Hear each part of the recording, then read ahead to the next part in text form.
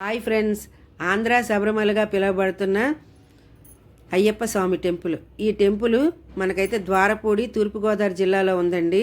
ఇక్కడికి రావడానికి మనకి రాజమండ్రి నుంచి 21 కిలోమీటర్ దూరంలో ఉందన్నమాట.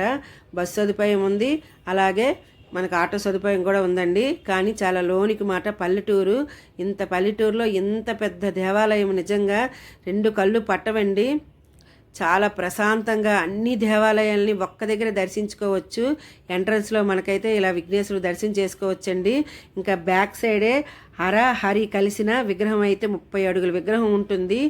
ఒకవైపు సుబ్రహ్మణ్య స్వామి, ఒకవైపు అయితే విఘ్నేశ్వరుడు మనకు దర్శనమిస్తారండి.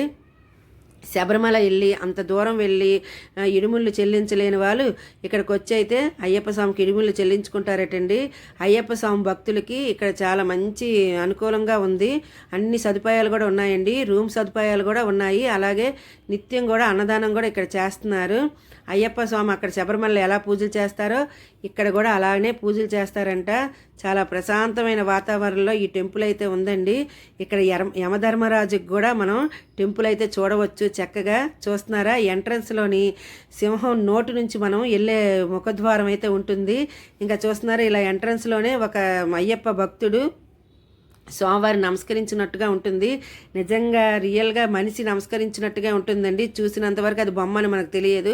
అంత బాగున్నాయండి ఇక్కడ విగ్రహాలు కానీ టెంపుల్లు కానీ చాలా బాగున్నాయి.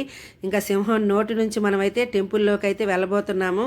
ఇంకా ఎంట్రన్స్లోనే మనకైతే దుర్గాదేవి, సాయిబాబా, అనంత పద్మనాథుడు, కాళికాదేవి, ఇంకా పెద్ద వెంకటేశ్వర స్వామి అద్దాలతో అయితే టెంపుల్ ఉంటుందండి. చాలా బాగుంటుంది ఆ టెంపుల్ అయితే.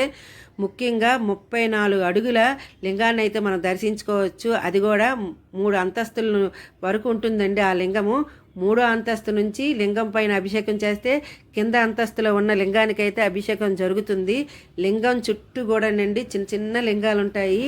అవైతే మనకి గంగోద్రి, బద్రీనాథ్, కేదార్నాథ్, యమునోద్రి, ఓంకార్, బ్రహ్మకల్పం, కాశీ, రిషికేశ్, అమర్నాథ్, హరిద్వార్, ఇక్కడ ముఖ్యమైన ప్రదేశాల నుంచి ఆ చిన్న చిన్న లింగాలను అయితే తెచ్చారటండి. ఇంకా మనకైతే పంచముఖ ఆంజనేయ స్వామి కూడా దర్శనం చేసుకోవచ్చు. ఇక్కడ చెప్తున్నానకండి, కొన్ని పేర్లు అయితే నాకు తెలియదు, వీడియోలు కూడా తీయనివ్వలేదు. అన్ని దేవాలయాలని మనం చెక్క ద్వారపూడిలో అయితే దర్శనం చేసుకోవచ్చు. ఖచ్చితంగా చూడవలసిన దేవాలయం అండి ఈ ద్వారపూడి. అంత బాగుంది. ఇంకా మనకి చెన్నైలో ఉన్న ఇంకా ఆదియోగి స్టాచ్యూ కూడా ఇక్కడ ఉందండి. చాలా బాగుంటుంది. చూస్తున్నారు కదండి, అన్ని దేవుల్ని ఒక్క దగ్గరే దర్శనం చేసుకోవచ్చు. ఈ దేవాలయము 1969 శ్రీ ఎస్ఎల్ఆర్ కనకరాజు గారు చెన్నై నుంచి వ్యాపార నిత్యం ద్వారపూడి అయితే రావడం జరిగిందటండి. ఆయనకి అయ్యప్ప స్వామి కల్లో కనిపించారట. ఆయన పరమ అయ్యప్ప భక్తుడండి. కొందరు అయ్యప్ప భక్తులతో ప్రతి సంవత్సరం కూడా శబరిమల అయితే వెళ్ళేవారట. ఆయనకి మగ సంతానం కలిగితే ఇక్కడ అయ్యప్ప టెంపుల్ కడతానని మొక్కుకున్నారటండి.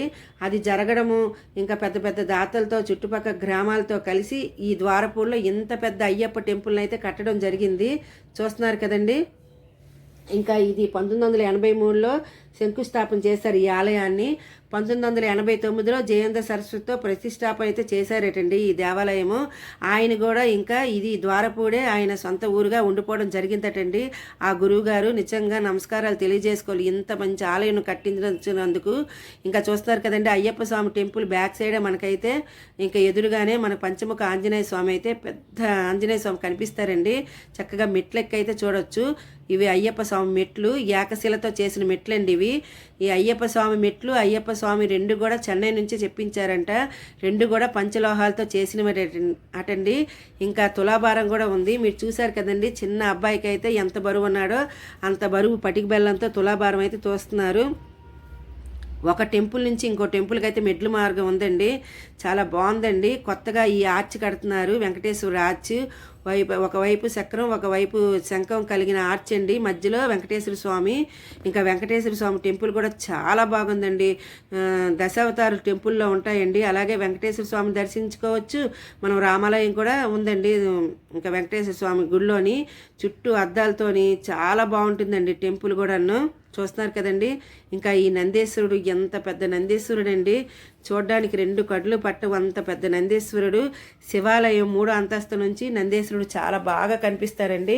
నేనైతే అక్కడి నుంచే చక్కగా నందీశ్వరుడు అయితే దర్శనం చేసుకున్నాను. చూస్తున్నారు కదా ఎంత పెద్ద నందీశ్వరుడు, మెడలో గంటలు, అంత బాగుంటుందండి. ఇంకా ఒక ఆలయం పక్కన ఒక ఆలయం మనకైతే దర్శనం ఇస్తుంటాయి. ఒక్కొక్క ఆలయము కొన్ని ఆలయాల్లో అయితే మనకి ఫొటోస్ అయితే తీసుకోకూడదు అన్నారండి. ఇదైతే కాళికాదేవిది. నిజంగా చూడగానే ఒక రాంటి వైబ్రేషన్ వచ్చి మనకు భయంలా ఉంటుందండి. కాళికాదేవిని చూడగానే ఫొటోస్ అస్సలు తీయొద్దన్నారు. ఒకప్పుడు తీసుకునేవారట, కానీ ఇప్పుడైతే తీయనివ్వటం లేదు. ఇదేనండి చెన్నైలో చాలా ఫేమస్ దేవాలయము, అంకాల పరమేశ్వరి దేవాలయము. ఇక్కడైతే నిజంగా అమ్మవారు పెద్ద పెద్ద నేత్రాలతో పెద్ద విగ్రహము, ఇంకా శేషపాన్పు పైన పడుకున్నట్టుకుంటారండి. పెద్ద అమ్మవారు, చాలా పొడవుగా ఉంటుంది అమ్మవారి విగ్రహము. ఇక్కడైతే పిల్లల చేత, పిల్లలే కాదు ఎవరైనా సరే 10 రూపాయలు అటండి చిన్న ప్యాకెట్ ఇస్తున్నారు. ఉప్పుతో అమ్మవారికి అభిషేకం చేయిస్తున్నారు. చూస్తున్నారా, ఉప్పే ప్రసాదంగా ఇచ్చేస్తున్నారండి అమ్మవారికి. వచ్చిన వాళ్ళందరూ కూడా ఉప్పేసి అయితే అమ్మవారికి అయితే అభిషేకం చేస్తున్నారు. అలా చేస్తే చాలా మంచిదటండి. ఇంకా వినాయకుడు ఇంకా ఏనుగు తొండంలో నుంచి మనకి ఇంకోటి ఉంటుందండి. ఆ టెంపుల్ అయితే నాగదేవత టెంపుల్ అండి. అక్కడ కూడా మనకి ఎటువంటి ఫొటోస్ తీసుకొని ఇవ్వలేదు. ప్రతి దేవాలయంలో కూడాను మనకి చిన్న దీపం ఇస్తున్నారు. 10 రూపాయలు ఇస్తే దీపం ఇస్తున్నారు. అన్ని దేవాలయాల్లో దీపారాధన అయితే చక్కగా చేసుకోవచ్చండి. ఇంకా చాలా టెంపుల్ ఉన్నాయి. మరి ఏది వీడియో తీయకూడదు కాబట్టి నేనైతే చెప్తున్నాను. నాకైతే ఎటువంటి ఎడిటింగ్లు ఏవి రావండి. చాలామందికి ఎడిటింగ్లు అన్నీ బాగవచ్చు, మ్యూజిక్ సౌండ్ అన్నీ పెడతారు. నాకు అవి ఏవి రాకే నా వీడియోస్ చాలా లెంత్ ఎక్కువ అవుతుంది. చాలామంది చూడలేకపోతున్నారు కూడా లెంత్ ఎక్కువ అవడం వల్ల. కానీ అన్నీ చూపించాలని ఒక మంచి ఉద్దేశంతో వీడియో అయితే పెడుతున్నానండి. ఇగోటండి ఆదియోగి స్టాచ్యూ.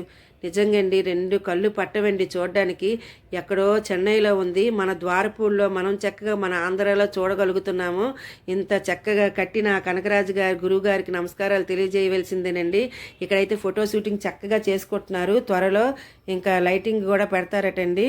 ఇంకా చూస్తున్నారు కదా, ఇక్కడైతే మరి ఆదియోగి అయితే మనకి 60 అడుగుల పొడవు, 100 అడుగుల వెడల్పు అయితే ఉంది ఈ స్టాచ్యూ. చాలా బాగుందండి. ఇంకా వెంకటేశ్వర స్వామి దర్శనం అయితే మనకు కూడా అక్కడ కూడా వీడియోలు తీసుకోకూడదు.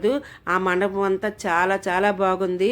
ఇంకా చూస్తున్నారు కదా, అర్జునుడికి కృష్ణుడు గీతోపదేశం చేస్తున్నట్టు ఒక స్టాచ్యూ బొమ్మ ఉంటుందండి అక్కడ ఎంట్రన్స్లో. ఇంక ఇంతటితో ఈ వీడియో అయితే పూర్తి అయిపోతుంది. జై శ్రీ